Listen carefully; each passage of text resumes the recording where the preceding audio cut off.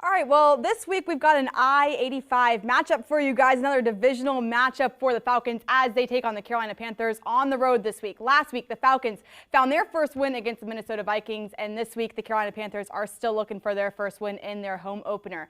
Thank you guys for joining us for the Falcons pregame show presented by Ticketmaster. Taylor Vismor and Derek Rackley. We're going to be with you guys for the next 30 minutes or so talking about this divisional matchup and the game last week with the Falcons' first win. Speaking of that game, so loud, so fun. I love Sunday Night Football, don't you? Yeah, it's great. Like prime time, like everybody's watching, everybody's listening. You are the show of the town at that time. Yeah, and absolutely. I love Minnesota too. Whenever anyone plays Minnesota, whether it's prime time, 1 o'clock game, doesn't matter.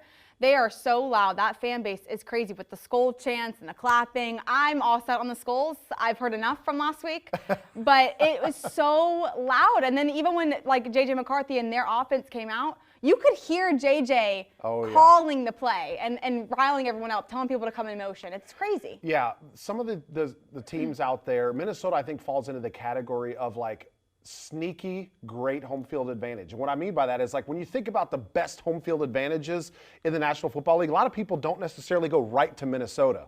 They'll think of Philadelphia or it's Green Bay or they'll think of other teams, and then you throw out Minnesota, they'll be like, oh yeah, that one is actually really good. But you always know two intelligent fan bases, to your point. And the reason why I say that, you mentioned Minnesota last week. I was in Nebraska yesterday, so I had Michigan and Nebraska. There was 88,000 people there or something. Wow. And when Michigan was on offense, the place was ruckus loud. When Nebraska came out on defense, you could literally hear a pin drop. Mm-hmm. It's like those are the fan bases that truly know what they're doing. Like the offense comes out and everybody's just right. They're trying to help the team, and they do help the team in those instances. And like, I think with those big, fan bases, the players are always saying the fans help us win the game. I think after Tampa, you heard the defense say the fans really came out, they showed out, and they were helping us, bringing us energy, bringing us juice. And that might not be the case today in Carolina because they don't have as big of a fan base as the Vikings do. It is their home opener, but their fan base is just not as great as the Vikings is. Yeah, I mean, they've been struggling. And I wouldn't necessarily say Carolina has always been the best, the most devout fan base in the National Football League anyway. But they did have a run of success back in the 90s and 2000s where they were good and they had some pretty good turnouts, especially for these divisional matchups when Atlanta came to town or when New Orleans came to town. But it's just been an organization, frankly, that's been struggling lately, and so a lot of people are just not showing up to the games. Mm-hmm. And that's when, if you are a visiting team and you get to go to a place like Carolina and it's not necessarily the best home field advantage, you got to take advantage of that. Yeah. Like you've got to come out on offense and get off to fast starts and use everything at your discretion. If you can use regular snap counts, you use them. Mm-hmm. If you can use the fact that you can get up and down the field and you can do some different things with motion because you don't have to worry about crowd noise, you use it. You got to take advantage of it when you have it, because then, on the flip side, it's games like Minnesota when it's like all bets are off. We got to just see if we can communicate. Yeah, I think last week too, you saw in the very first outing for this offense, you saw Michael Penix almost get rattled by the noise. He was saying, like, I cannot hear what you're saying to me. I have no idea. And then obviously throughout the game, he settled down. But kind of flipping it to special teams really fast, someone that you saw that wasn't rattled was Parker Romo. Falcons brought him in last week. He went 5 for 5 in field goals last week, 38 being his longest field goal. Obviously this week, Younghoe Koo was released from the team. The Falcons are going to stick with Parker Romo moving forward. I mean, we talked about it last week, how black and white this position is. You either make it or you don't. Yeah. You get 3 on the board or you don't. Parker Romo got, 15 points on the board last week for the Falcons. What did you see from Parker Romo and the main 3 special teams in terms of long snapper and punter as well? Well, that was one thing that Parker Romo said that he was looking forward to, is that he knew that the operation that he was working with, snapper and holder, had been together for a long time, and he knew that he could count on it, so he didn't necessarily have to worry about, okay, am I going to get a great snap? Am I going to feel comfortable with my hold and everything?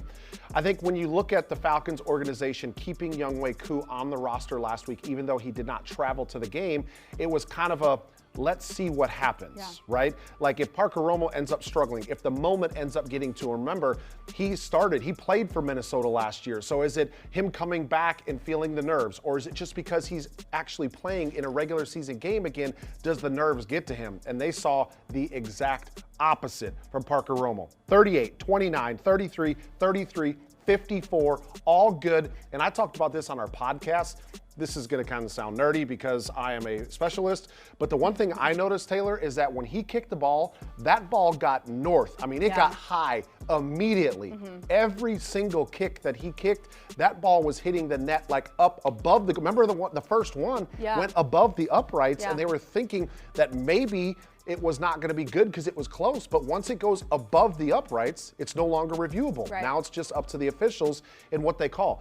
What does that mean for the Falcons in this field goal unit? To me, that means the ability to get blocks and pressure against Parker Romo, if he continues to kick like that, is going to be minimized, but he's getting the ball vertically quick. He's not driving it low. He's getting the ball up, which that means he's got leg strength. He understands kind of the trajectory, if you will, and he's keeping it away from arms from the defense trying to get blocks. Yeah, and I think, too, in the NFL, you've seen over the last couple of years that these kickers really have a boot to them. And I know I said it was 38 was his longest, 54 was his longest. That's half the field. I mean, to be a competitive kicker, I think in this league, it's trending more towards you've got to have a boot. You got to be able to make those 50-plus yard field goals in crunch time. I mean, positions. Like I always think about the Cowboys kicker. He's incredible, ex-soccer player, but has a boot and can get it far and high through the uprights. I mean, you get basically within 65 yards and you're in his range. I mean, that is so much. Takes stress off of a head coach. It helps your offensive coordinator to know that, well, okay, if we end up and we're in a 60-yard field goal range, and then all of a sudden we have a 3rd and 13, it's like, well, let's just not shoot ourselves in the foot here because we have a legitimate chance of getting 3. There's not very many kickers that have that type of range. So, yes, Aubrey has been an absolute weapon for the Dallas Cowboys, and if you can get one of these kickers that not only has the comfort level, but the ability to go 55, 60, if it's an end-of-half situation, if it's a tie a game, it's to win a game, you kind of extend where your offense has to get the football to give yourself a shot, and they might have that with Romo. Yeah, we'll see what he's able to do today against the Carolina Panthers. Let's keep it on the special team side of the ball really quickly. Someone else I was really impressed by last week on special teams is Mike Ford. Romo got a game ball. Mike Ford got a game ball. These guys came out, and when it was crunch time and they needed to make a play, they were able to do it. He had a recovery on a muffed punt. He got the ball down in great field position. How important was Mike Ford's performance last week, and how can he implement it in this week? Yeah, you've got to have some leaders and some special teams aces step up, especially coming on the heels of an opening week performance where special teams, quite frankly, was not good enough. It wasn't just a missed field goal. It was bad field position. It was missing some tackles, giving up some returns. And so that was a challenge to the entire special teams unit. And give Mike Ford a lot of credit being one of the leaders. You've got guys on your roster who they are out there because, yes, they are a backup wide receiver, they are a backup defensive back, but their job is they are special teams aces. Like, they are guys that you can count on. They're going to make open field tackles. They understand the concepts of downing the football when it's a punt. They know where the ball bounces. They know where to position themselves to get the ball down. They understand leverage on kickoff coverage so guys don't get outside of them. That's where you give up big time returns. They needed the bounce back on special teams, and they got it because of performances like Mike Ford last week. Yeah, he's been really impressive, and I think something that's always so fun watching, like someone like Mike Ford or Brooks, even Natron Brooks, they love special teams. And when they come off the field after special teams, they love cheering on their guys on defense. They love cheering their guys on offense. They love being a part of the team. And Jeff Ulbrich said it, I'll say it like 70 times throughout the duration of this season because it means so much for the 53-man roster. If you get a jersey on Sunday, you're playable on Sunday. And the way that you get a jersey on Sunday, if you're a fringe guy or a bubble guy, is being important on special teams and being an impactful player on special teams on Sunday. That's how you get the jersey. That's how you get a chance to play in the game. And I think Mike Ford is one of the guys that really implements, hey, I might not be the starting cornerback, but I'm on special teams and I can make a play today. Well, you think about this, like an offense or a defensive starter, okay? They're going to play somewhere in the neighborhood of, let's just call it 45 to 60 snaps, okay? Yeah. Maybe it's a little more, a little less, but if you're a starter and you're out there every single snap, that's how much you're playing. If you're a special teams player, if you're playing all 4 units, you might play, I don't know, 12, 15, 18, 20 snaps a game, maybe. Yeah. So think about the less reps that those guys are getting and the the amount of opportunities they have to go make a difference, right? I can even tell you as a long snapper when I played, like I would get somewhere between, let's call it 8 to 10 snaps. And quite honestly, if I was getting more than that, it was probably a bad thing because we were punting a lot, right? And so if your long snapper's out there punting a lot, you're not scoring points, right? You're giving the ball back to the opposing unit. So if you have limited amount of reps, you're on that 53-man or call it the game day roster, which is 45, 46, you got to make things happen. Those are your opportunities, not only one, to help a team, but number two, to gain longevity in this league. And so Mike Ford, Kadero Hodge, those guys have been able to do it year after year because whenever they're out on special teams, they produce everything. That's right. So let's kind of switch it over because you mentioned it. They don't have as high of a snap count. Let's get to the guys that have those higher snap counts. Let's talk about this Falcons defense because they came alive yesterday, or last week, I should say. The first couple of weeks, you're trying to figure out what teams are made of, who they're going to be, what their identity is. And I think you saw it last week against the Minnesota Vikings. What did you take away from their performance last weekend? You know, we talked about this a week ago when we were talking about the opening game matchup against Tampa Bay. And even though Atlanta came away with a loss in that one, I still felt like it was a more athletic and it was a faster defense. That's what I saw when I was watching the Tampa game. Okay, missed some plays, ended up losing. We already talked about special teams didn't play great, didn't run the football well on offense. All right, let's go to Minnesota. You saw a lot of things kind of click in that second week. Jeff Ulbrich and what he was trying to do and some of the different exotic looks that he was giving up front. And there was constant pressure in the backfield for J.J. McCarthy. He didn't have time to find his second in the route development, nonetheless the third or fourth, right? Because the pressure constantly got there. So you brought in a lot of athleticism, obviously 2 first-round draft picks at the edge rusher position. You brought in Leonard Floyd, who all he does is get 8+ sacks throughout the course of his career in each season. And now you're starting to see a little bit of, okay, this is how you can become a better defense, how you can improve, how you can get yourself in that upper echelon of teams like Denver, like Buffalo last year that were up in the top 5 in the NFL as far as sacks. That's how you create an edge on that side of the ball. 6 sacks, 11 quarterback hits, 2 interceptions. By the way, the 2 interceptions come from 2 of your draft picks. So in the second game of the season, seeing some of these rookies and all of that emphasis, that investment that they put on the defensive side of the ball in the draft already paid off in week 2. Yeah, I mean, and it wasn't just the rookies, those 2 rookies that had interceptions. It was a night of firsts for a lot of the rookies on this defensive side of the ball. You see here, first career sacks, Brandon Dorless and Ruko Rororo.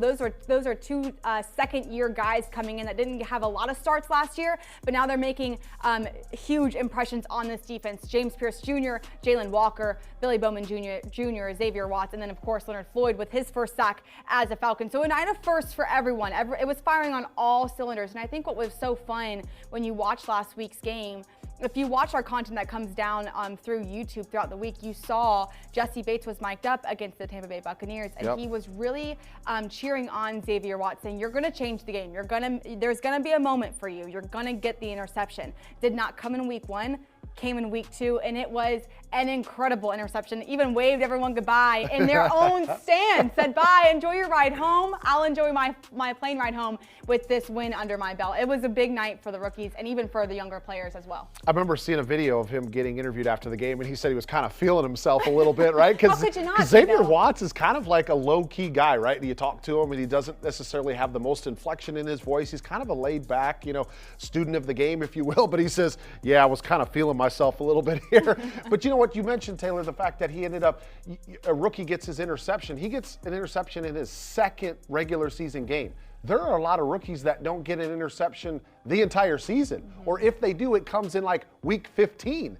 And they're just scratching and clawing, grinding all year, trying to get that moment, trying to get that difference-making play in the course of a game. And we saw it from 2 rookies in the second game of the year, guys that were ball hawks in college. So what does that do for them? It's like, oh, well, I did this a lot in college. I did it in the second week in the NFL. So everything starts to slow down. And now you got guys that are going to go out and look for opportunities like that. Hopefully they don't look for it too much and get themselves out of position, but still very encouraging. It happened early on. Yeah, it kind of reminds me of when I spoke to AJ Terrell a couple weeks ago after Tampa Bay. He said, our rookies, Xavier and Billy, they both have not the it factor so much, but they both have the eyes to see the opportunity in front of them. They have the eyes to see the ball coming down and thinking, I can pick that off. I don't need to bat that one down. I can take it for myself and I can run with it. And he was so excited to see what Billy and Xavier would be able to do going into week 2. And I think some other guys that have that kind of that it factor, the ability to see the play before it even happens, is James Pierce Jr. and Jalen Walker, 2 guys that had their first sacks against Minnesota last week. Actually, there were 6 sacks, you mentioned it, 6 sacks last week against the Vikings, and our DJ Shockley, he went back to the film room and talked about what his favorite sack was of the night last week against Minnesota.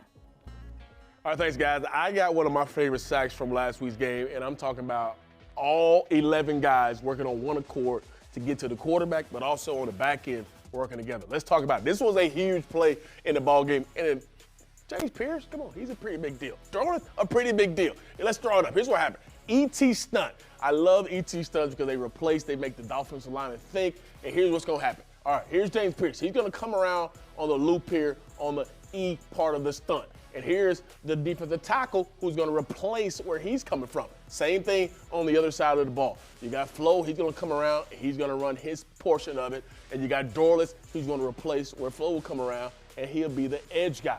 It looks like, oh, who's blitzing? My man, Devon, he's going to fall out. Then you got at the top, Kay Nellis, who we know is a great pass rusher. He completes the 5-man rush part of it. Does such a good job of keeping contained on the outside. So all these guys are rushing to the quarterback, but they're rushing with gap integrity. Each guy is getting to the top, but then also they're pushing from the middle, and Pierce is going to do a good job of getting to the quarterback. And then the back end, I'll show you in a second, they do a good job of locking them down on the outside. So let's watch it here on the back end as this play finishes up, and you see the middle of the blitz. You see here's Pierce coming right through the middle. He does a good job pushing. Look at the contain on the outside from Dorless. Here's the contain from Kay Nellis. As they start and close, where's he going to go with this football? This guy, not even looking yet. That's what we call a clamps. That's another clamps locked down here. And then you got pressure from the inside. Each guy with gap integrity. Look at it. There's not a gap open for J.J. McCarthy to run or get through. Does a great job here, and then they finish and they get to the quarterback, and ultimately ends up being James Pierce with a monster sack at the end of this, and you see him on the ground. You see Pierce getting to him. Unbelievable job by all these guys. Oh, again, I mentioned on the backside, nowhere to go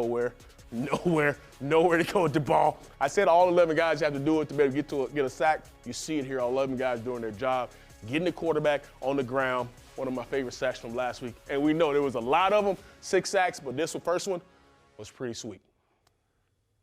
All right, thank you, Shock. I know that most of you guys might already know this, but we are not allowed to show any game action during the pregame show, so that's why Shock was showing you guys the still images. But something cool to note about that's kind of what the players are looking at when they come off the field, when they're looking at those Microsoft Surfaces. They get 4 pictures of every single play that they had in that series, and that's kind of how they watch film and kind of critique themselves as they go. But what I loved about that sack in particular, it was like one of the first of the night. And if you don't have that James Pierce Jr. sack, you might not have the other sacks. It was kind of like a snowball effect last week against the Vikings. But my question now is, as we kind of turn our faces and our heads towards Carolina, how sustainable is that? Because Jeff Ulbrich was asked earlier in the week, and he said it was a good outing. It was not great, and it was not where we want to be, not quite yet. We're not there yet. So how sustainable is Sunday's performance going into the game today? Well, first of all, what Ulbrich said is it's not where we want to be. I hope not in week 2, because it's really early in the season, and you kind of have to stack these performances on top of each other, and especially with all these young players, they've got to kind of figure things out as they go. They've got to see things happen. It's one thing to go out there on a practice field in somewhat of a controlled environment, but everything is just faster on game day, right? So they've got to see all that a few times, and unfortunately, they got to make a couple mistakes, and I think we saw that in week 1 against Tampa Bay. Atlanta making a couple of mistakes, and then they have the ability to go back and look at that in the film room, and they're better football players because of it, because of the looks that they saw, because of some of those mistakes that they made. So how sustainable is it? Well, that's what game planning is, that's what practice is all about, and that's what game film study is all about. You hear about the players taking their iPads at home and watching different plays, watching players, watching schemes, trying to find tendencies, and then you find something to attack. We're going to get to personnel here in a little bit, but Carolina's down a couple of offensive linemen. So guess what? You try to scheme how you're going to attack the new guys that are in the lineup and try to figure out how are we going to free some of our players. But the biggest thing, and DJ talked about it, you know how you get sacks on pressure is coverage downfield. Yeah. When your defensive backs and safeties have everybody locked up downfield and the quarterback is forced to hold on to the football because number 1 is not open and maybe 2 is not open. By that time, your pass rush better get there. Yeah. Because if he gets to 3 and 4, that's when trouble happens, right? When quarterbacks have that much time. But you want to get pass rush and you want to get sacks, get coverage on the back end. If everybody is locked up, and we know that we're not going to have A.J. Terrell this week, so it's next man up at the opposite corner position, you got to have great coverage. Everybody's got to communicate, and as long as the quarterback can't see something right away, that's when the pass rush and the scheme can get to the quarterback. Yeah, you mentioned A.J. Terrell. He will not be active today. He will be inactive with a hamstring injury. He came out last week against the Vikings. D. Alford kind of came in for him, and I think they'll probably rotate D. Alford and Billy Bowman in that nickel and that other cornerback position today. We'll see what Jeff Ulbrich and the defensive staff decides to do. But you brought up the Carolina Panthers offensive line. 2 of their main big name starters on this offensive line have been put on IR. Robert Hunt, one of their guards, and then Austin Corbett, their center. Those guys are on IR. Cade Mays will be the center today for Bryce Young and this Carolina Panthers offense. We kind of mentioned how do you kind of keep this fun going for this defensive line and this pass rush as a whole. How do those 2 big misses for Carolina help this team, help this Falcons defense stay on track with getting their sacks today? Yeah, so Chandler Zavala came in and he replaced Robert Hunt last week against Arizona, and early reports were that it was just okay, especially when it comes to pass protection. I think that PFF graded him fairly well in the run blocking part of it, but in pass protection, I think it was much to be desired. As far as Cade Mays goes, he actually did start 8 games last year because of Corbett having an injury a year ago. So I would imagine this week, Atlanta probably turned on a lot of 2024 film, especially when they were looking at different pass rush schemes for this game to try to see if they could get some tendencies on Cade Mays. What does he like to do? Does he like to stand up out of his stance? Does he get his upper body over his waist a little bit? So then that's how these guys know how they're going to attack certain players, is what is his weakness? What is he shown on tape? And how can we exploit that? So anytime you go into a matchup, think about the Atlanta Falcons, how much uneasiness early on in the season we felt when Elijah Wilkinson had to go in at right tackle. That was one position. Okay, think about 2 of your starters having to go out and them being right in the middle, that's where all of your protection has to start. You got to not only get everything communicated with your center, but the protection has to start from the middle and working its way out. So I would not be surprised if Jeff Ulbrich has got some middle pressure, some A-gap looks where you're walking linebackers up right over the top of this center and this new guard in the lineup, and then you either bring them or you pull them back out, you bring people from the outside. It's just trying to find ways to trip them up in their calls and their adjustments to everybody else, and you're looking for one missed assignment, and one missed assignment turns into a sack. Exactly, and I know I brought it up in the very beginning when we started talking about this Falcons defense, that in the first 1 to 3 weeks, you're still figuring out what the team is like, and Jeff Ulbrich was asked in his media availability this week, what kind of offense does Carolina have? And he said, look, we're still trying to figure it out, and I think they're still trying to figure it out, because sometimes they're a very traditional offense, a traditional NFL offense, and then sometimes they really spread everything out and they run this high tempo, and that's all with Bryce Young at the helm as the quarterback. Obviously last year he was benched for 3 games,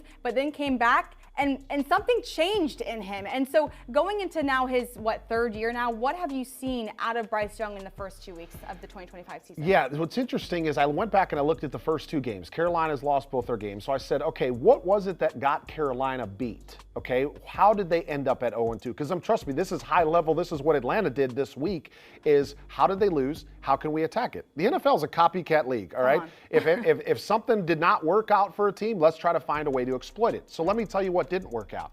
Is Carolina made a couple of turnovers in the first half. In both games, they had interceptions and fumbles that directly turned into 10 points. An interception and a field goal, a touchdown and a field goal. And in both games, Carolina found themselves down 20-3 at the half. Well, what does that generally mean in the National Football League? You're playing catch up, you got to throw the football. So Bryce Young has had to throw the football a lot, and they haven't had great ball security. So they're -3 in the turnover margin. They haven't ran the football great. And the other thing is on the other side of the ball, they're not getting pressure on the opposing quarterback. Okay, so those are all the things that are not working for Carolina. So you, as the Atlanta Falcons, okay, that's what you study. how are they going to try to attack us? They're going to try to run the football. They're going to try to set the tone there. But if you end up stuffing it and you get a turnover, you know what's going to happen. They're going to start chucking the ball around with Bryce Young. And now we just talked about the young safeties. Nonetheless, Jesse Bates, now's your opportunity to try to get some takeaways because they have been there this year. That's what you want to capitalize on, is where have they made mistakes? How can we put ourselves in position to be able to capitalize those in our game here today? Yeah, you mentioned that run game, and I want to start there first before you get to their wide receivers, because there is some news about inactives with their wide receivers. So let's actually start with their running back first. Chuba Hubbard, kind of a national name in the running back world, if you will, but he can do it both. He can rush, he can catch, he can kind of do all the things. In the first 2 weeks, he has had 26 attempts for only 95 yards from the rush. He's had 8 receptions, 71 yards, and 2 touchdowns. How do you stop Chuba Hubbard to force Bryce Young and this offense to throw the ball downfield? Again, this just goes back to just traditional, any level of football. You've got to run it on offense. You got to stop the run on defense, right? And that's what has happened is the combination of the first 2 opponents, Jacksonville and Arizona, they've been able to stop the run. You can see he hasn't been able to really get loose in the running game.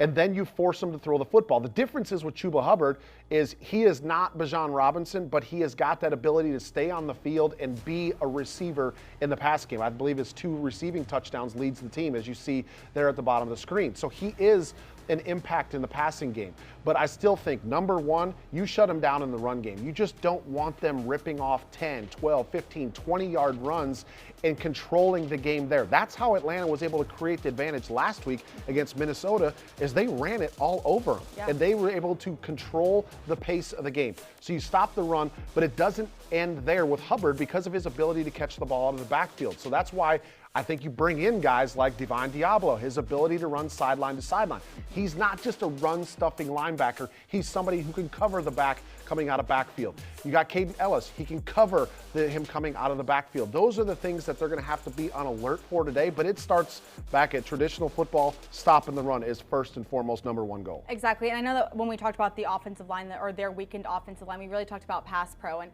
how you protect Bryce Young, but this is also rush pro. I mean, how do you protect the rush here, and how do you get lanes available for Chuba Hubbard to run through? And I think if the Falcons can take these two greener offensive linemen and stuff the lanes to not let Chuba Hubbard get through those and make explosive runs downfield, then you're going to have to force Bryce Young to throw the ball to really 1, maybe 2 wide receivers today, because they have a lot of wide receivers that are on the inactive sheet, and we'll get to that in a second. But Tetairoa McMillan, 8th overall this year, he's kind of been on a tear for this Carolina Panthers offense. He really is like the shining star of this offense.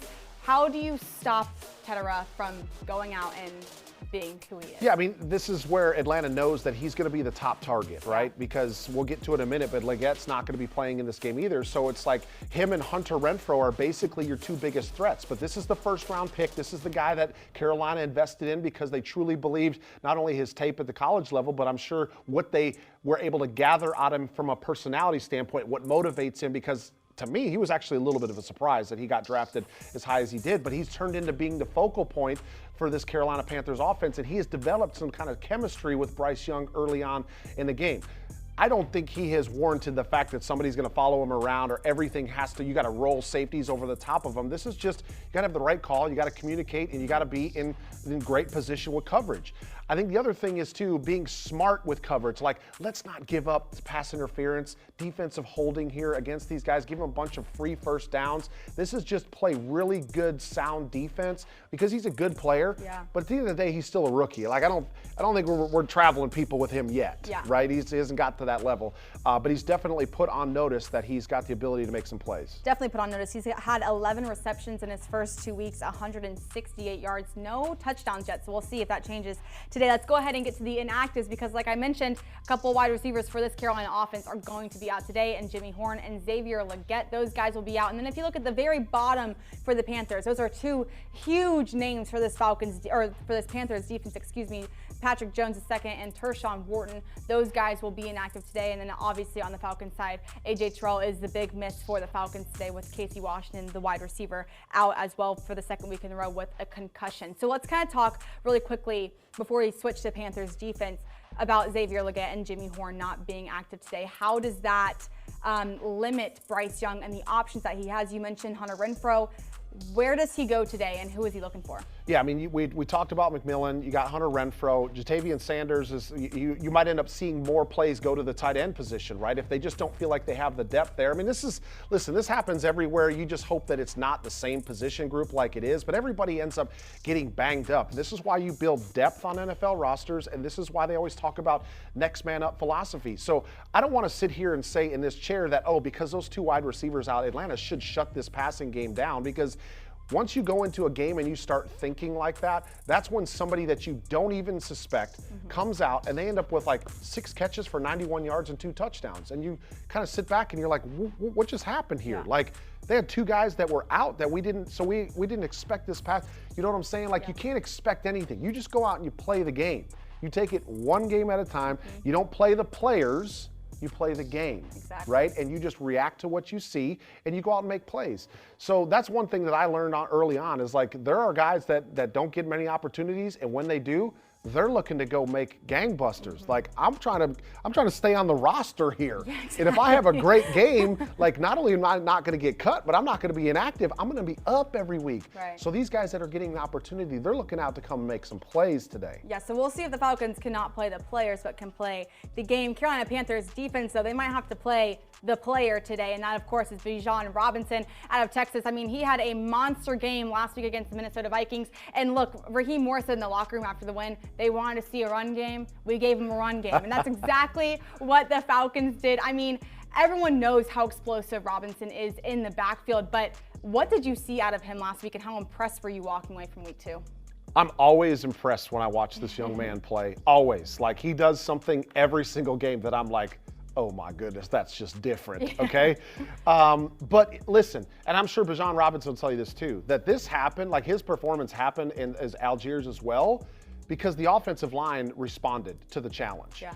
And I don't know what was said, but I've been there before, so I can guarantee you that Raheem Morris and his offensive staff, after the Tampa game, they went into the meeting room getting ready for Minnesota, and they put a challenge on those guys. Yeah. They said, listen, we are built to run the football. And there is no reason, because you could say, oh, well, they got a really good defense, and Todd Bowles a really good defensive coach, and they fare really, really well against the run.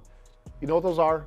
Those are excuses, right? That's just called not getting the job done. So the challenge was placed on the offensive line and the tight ends and the running back, anybody, the wide receivers, everybody's involved in the run game, and they answered the call last week, because you get Algier and Robinson in the backfield and you let those guys start cooking, and you got the chance to see last week on the road how good it can be. That has to happen again, and I'm not saying this is all on Bijan Robinson or Tyler Algier, because it starts up front. Exactly. The offensive line have to control the line of scrimmage. They have to open up holes. They have to make double teams work their way up to the second level. They got to bounce off, get the safety. One kick out block generally ends up resulting in an explosive run. But they've got it starts up front. Everybody works together and they pass things off. They work up to the second level. That's when you run the football effectively. Yeah, and Robinson and Algier, they'll both tell you when you ask them about being great running backs in this league, they always start with the offensive line. I can't do my job if I don't get lanes open, and those guys open lanes. It's one of like the top 5 offensive lines in the league right now, and I think that starts, and the reason they're so great is because of the guys that they're allowing in the lanes behind them, and that's starting with Robinson. I know last week we talked about we need to get this run going. It's the cornerstone of this offense. In week 1, they had 69 yards on only 28 attempts, which I mentioned in week 2. 28 attempts is normally their average amount of attempts that you see every game, last year included. 69 yards, though, that's the big miss for the Falcons. Yeah. Last week they came out 39 attempts. They ran the ball 11 more times than they normally do. Period. They had 218 yards. I mean, just a huge showing from not just Robinson, not even just Algier, but from Penix too. And he can run a little bit too. Don't get it twisted. But let's kind of go ahead and talk about let's kind of continue with Bijan and going into this week. I mean, I think you've seen against Carolina the last couple of years and the last couple of games that the Falcons have played against them. They don't just use Robinson and they don't just use Algier. They use both of these guys against Carolina. And they've done exceedingly well against Carolina. How do you think that Zach Robinson will call this game with the rushing attack today? Yeah, I mean, I think that this is a scenario where you do go back and you look at those 2 games last year. Like, guys, personnel may have changed, but scheme is going to stay somewhat similar. What worked out well for us? What plays did we run that worked out? And how can we run the same plays with maybe a little bit different look, right? We give them a little different formation. We give them a little bit different motion here, but we're going to run the same type of concepts because last year it worked out. I mean, you can see 265 rushing yards in 2 games against Carolina. They were able to run the football, specifically when they won the game up in Carolina. Now, we know that they lost the Week 18 matchup when Bryce Young was back in the lineup, the overtime game, but generally it goes back to just simple football. If you can run it, if you can stop the run, and you can create pressure on defense, you're going to win football games. I know that's not what the average fan is looking for, because in this fantasy football crazed generation, people want to see quarterbacks throwing for 350 yards and 4 touchdowns.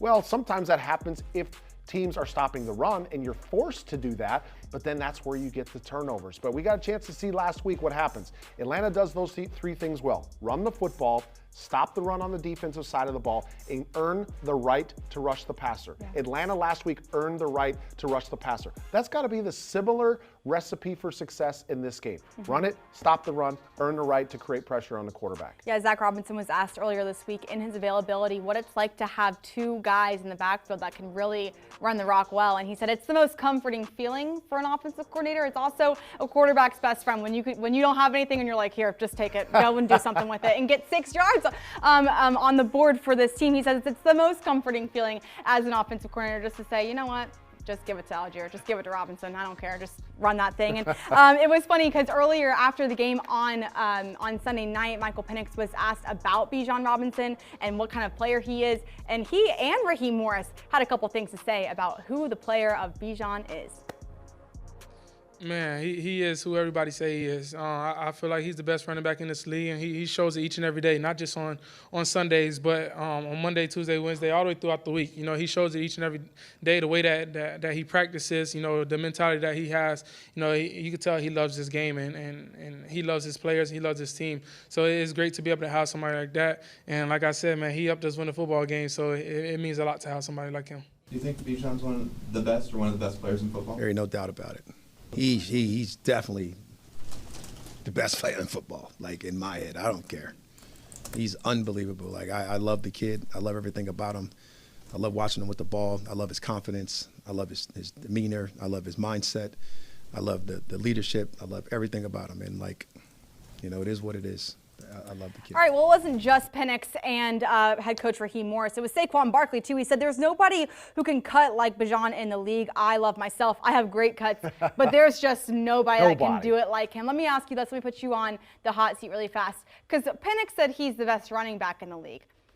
Head coach Raheem Morris said he's the best player in the league. Where do you land on that spectrum? I mean, I've said that he's in the top 3. Whether or not I can say, because here's the problem, okay? If you say he's the best running back in the league, what are you basing it on? Are you basing it on, because like there's a lot of people that would say Derrick Henry and his physicality and how he runs over people and how he's done it consistently year after year after year. It's just, what style are you looking for? Are you more interested in the flair that Bijan brings, his ability to make people miss, and his ability to catch the ball out of the backfield? I think Bijan Robinson is the most well-rounded running back right now. Like a few years ago, we saw Christian McCaffrey and what he was able to do. He was the most electric in the NFL, but he's gotten banged up a little bit. But right now, what he's able to do as far as making people miss, running between the tackles, running outside of the tackles, his top-end speed to take it the distance. We saw that in Week 1 against Tampa Bay. And then his just sheer wide receiver ability in open space. I don't think there's anybody better than him. But then to say he's the best player in the NFL, it's hard because he doesn't touch the football every single play. Right. Like you think about guys like Lamar Jackson, Patrick Mahomes, and Josh Allen. They touch the football every single play. So they've got the ability to make things happen every single snap. Bijan Robinson gets the ball a lot, doesn't have that necessarily the same luxury. Guess what? you can slice it however you want. We're having a conversation about him being one of the best players in the league. They're in pretty good hands. Yeah, okay? pretty good hands. Just keep finding ways to get the football in his hands and let him do what he does, and good things will happen. Yeah, well, we know that the Falcons have a good quarterback. They've got good pass catchers. They've got good running backs in the backfield. But where they are struggling right now is the red zone. I know it's only been 2 weeks, but last week in the red zone, they were 20% success rate, 1 for 5 last week in the red zone. I mean, this is a major issue. If you can't get into the red zone, or if you can't get into the end zone, you're not winning the games. It doesn't matter how many times you get down to the red zone. You got to be able to put points on the board. Zach Robinson said in his press conference, look, we're putting ourselves back a little bit when we get into the red zone. We got to be able to get the second down and make headway in the second down. We can't get in the 3rd and 4 and 3rd and 5. We got to be able to make a second down that's worth it, and that gets us in better field position in the red zone to be able to score. Yeah, there's so many elements that come into red zone success, and I don't think you can look at Atlanta's inability to have success. I mean, they're sitting at under 29% on the season through 2 games, and that's towards the bottom of the league. But it's not the same thing every time. If it was the same thing, you would say, okay, this is what you correct. But one time it's going to be a false start. The next time it's going to be a penalty.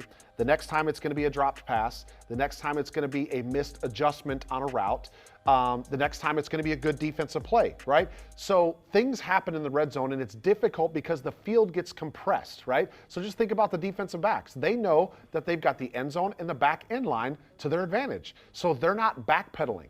When a guy runs straight down the field at him, they're going to take 3 steps back, and then they're going to settle, right? So then everything gets compressed in the red zone, and so timing, accuracy, and scheme, route concepts become vitally important.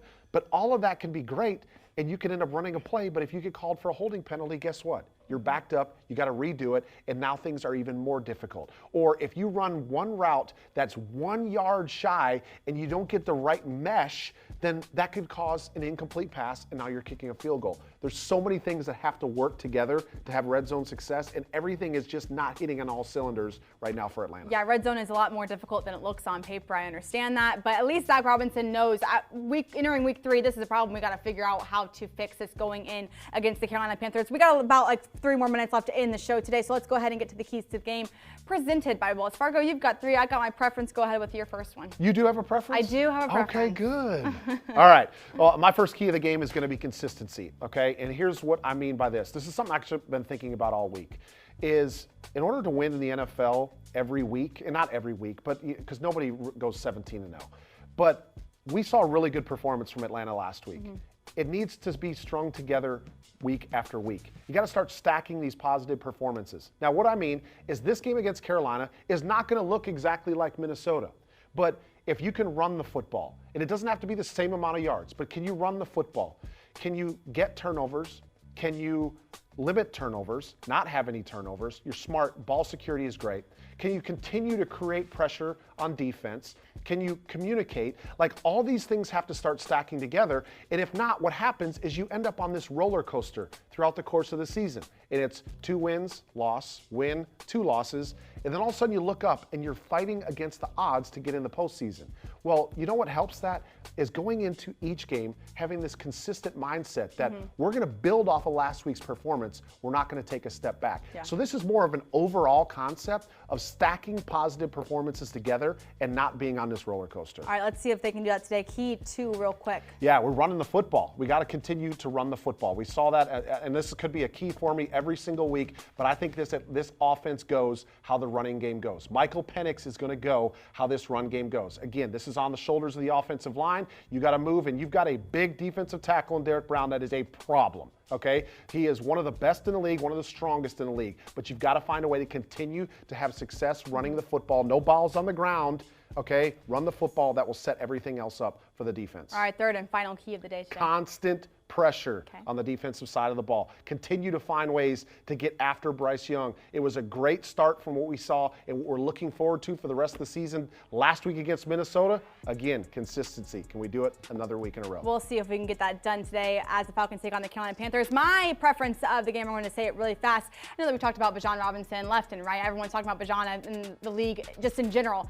give the ball to Tyler. That is my preference. Because listen, red zone has been a struggle the last 2 weeks, and I think if you give Tyler the rock in the red zone, he can get it done, I think, a little bit better than Bijan can, because he is that bowling ball. He can kind of run through people and run them into the end zone with him. So I say today, when you get in the red zone, give the rock to Tyler. Give him some touchdowns on the board. He had a touchdown. Two really good options. I mean, come on. Don't forget about Tyler. Everyone wants to talk about Bijan, but don't forget about Tyler Algier. Listen, guys, thank you so much for joining us for the Falcons pregame show. We'll see if the Falcons can stack a win today and get their first win in the NFC South against the Carolina Panthers. We'll see you next week in Mercedes-Benz Stadium. If you're there, come hang out with us. We're in section 119. We're going to take on the Washington Commanders, and we'll see you there next week. See you guys.